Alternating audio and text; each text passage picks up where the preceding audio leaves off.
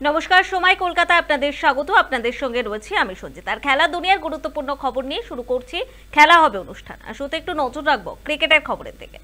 ঘূর্ণির ট্রাকে জেফ্রি ভান্ডারসে একার হাতে ভারতকে ভেঙে ফেললেন, বলা ভালো দুর্মুষ করলেন।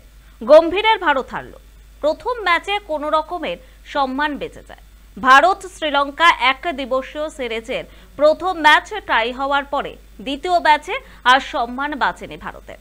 শ্রীলঙ্কার 240 রানের জবাবে 208 রান অল আউট হয়ে যায় ভারতীয় দল। 33 রানে 6 উইকেট পেয়ে ম্যাচে সেরা জেফ্রি ভান্ডারসে। 32 রানে ভারতের ম্যাচ হারার জন্য অবশ্য শুধুমাত্র ঘূর্ণির ট্রাককে দায়ী করা যাবে না। অবশ্যই দায়ী ভারতীয় ব্যাটাররা এবং গৌতম গম্ভীর সহ টিম ম্যানেজমেন্টের সিদ্ধান্ত তথা টিম নির্বাচন। রাহুল, শিবম, শ্রেয়াসরা নিজেদের পতন ডেকে আনলেন অপ্রয়োজনীয় শট খেলে। দ্বিতীয় একদিনের ম্যাচে প্রথম ম্যাচের মতো একই চিত্র। রান তাড়া করতে নেবে প্রথম 10 ওভারে 76 রান তুলল ভারত। রোহিত শর্মা সিরিজে টানা দ্বিতীয় অর্ধশত রান পেলেন। রোহিত শর্মা দৃষ্টিনন্দন, সাহসী এবং অসামান্য ইনিংস বাদ দিলে যথারীতি লড়লেন শুভমান গিল ও অক্ষর প্যাটেল। বাকিদের কথা যত কম বলা যায় ততই ভালো। শুধু আসা যাওয়া লেগে থাকলো ব্যাটারদের। কার্যত লজ্জাজনকভাবে গম্ভীরের ভারত হারল। গৌতম গম্ভীর দায়িত্ব পাওয়ার পরে ভারত দুটি ম্যাচের একটিতেও জেতেনি, তাও শ্রীলঙ্কার বিরুদ্ধে হারতে হচ্ছে। উল্লেখ্য, শ্রীলঙ্কার চ্যাম্পিয়ন ট্রফিতে চূড়ান্ত পর্বে পৌঁছতে পারেনি। শিবম, শ্রেয়াস, রাহুলদের নির্বাচন নিয়ে প্রশ্ন ওঠা স্বাভাবিক। গৌতম গম্ভীর ঘনিষ্ঠ হিসেবে শ্রেয়াস, রাহুলরা চান্স পাচ্ছেন কিনা তা নিয়েও প্রশ্ন উঠতে বাধ্য। কেন শ্রীলঙ্কা সফরে পাটা উইকেটে 5 জন পেসার নিয়ে যাওয়া হলো, মাত্র 3 স্পিনার কেন? ঋষভকে আর কতদিন মাঠের বাইরে থাকতে হয় সেটাও দেখা।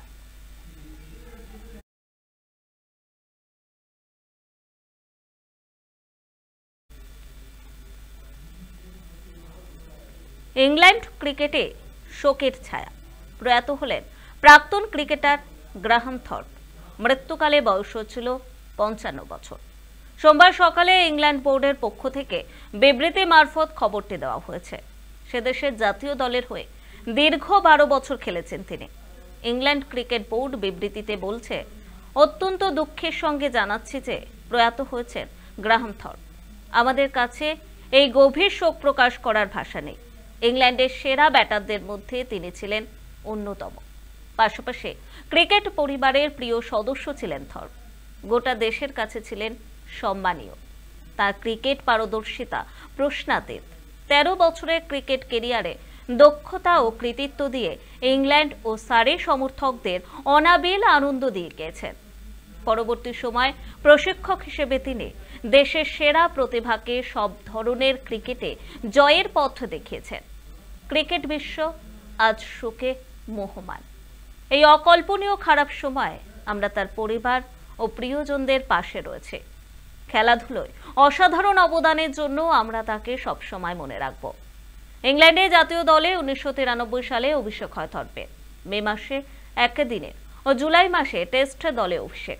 দুটি ম্যাচে ছিল অস্ট্রেলিয়ার বিরুদ্ধে। একদিনের ক্রিকেটে মোট 82টি ম্যাচ খেলেন। তার ব্যাট থেকে আসে 2380 রান।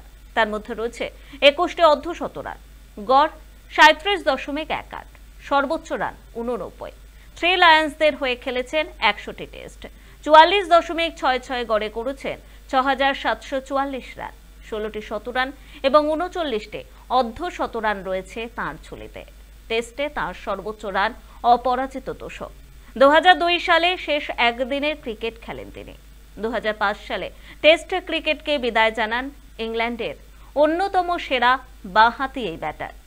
জাতীয় দলের ক্রিকেটে তার অবদানের জন্য 2006 সালে তাকে member of the order of the British umpire সম্মান দেওয়া হয়।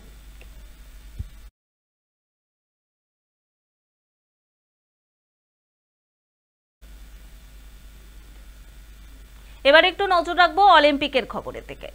অলিম্পিক্সে সোনা জয়ের স্বপ্ন পূর্ণ করলেন নোভাক জোকোভিচ। রবিবার পুরুষদের সিঙ্গলসের ফাইনালে তিনি হারিয়ে দিলেন স্পেনের কার্লোস আলকারাজকে।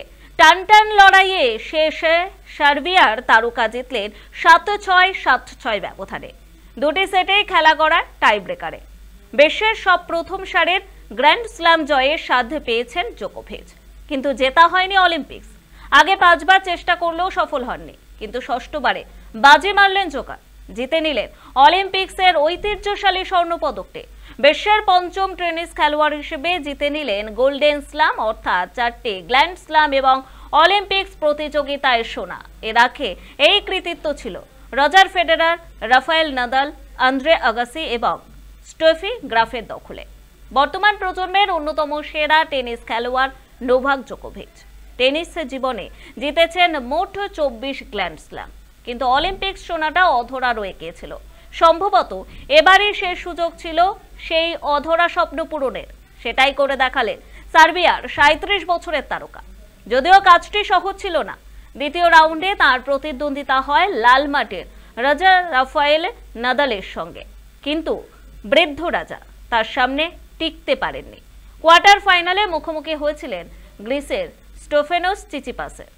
সেখানেও অপ্রতিরোধ্য হয়ে উঠেছিলেন জোকার, আর ফাইনালে হারিয়ে দিলেন কার্লোস আলকারাজকে। 1 মাসের ব্যবধানে দ্বিতীয় ফাইনালে মুখোমুখি হয়েছিলেন দুই প্রতিদ্বন্দ্বী। হাঁটুর ব্যথায় কাবু জোকোভিচকে হারিয়ে উইম্বলডনে সেরা শিরোপা পেয়েছিলেন স্পেনের টেনিস তারকা, কিন্তু অলিম্পিক্সে সেই হারের বদলা নিলেন জোকোভিচ। যদিও বেশ ঘাম ঝরাতে হলো অভিজ্ঞ এই টেনিস তারকাকে।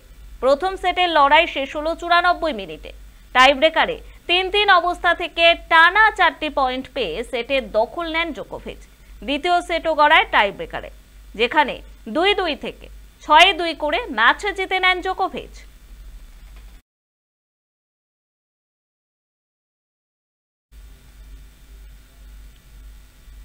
খেলা হবে অনুষ্ঠান এই পর্যন্ত। দেখতে থাকুন সময় কলকাতা। সময় বলবে সময়ের কথা।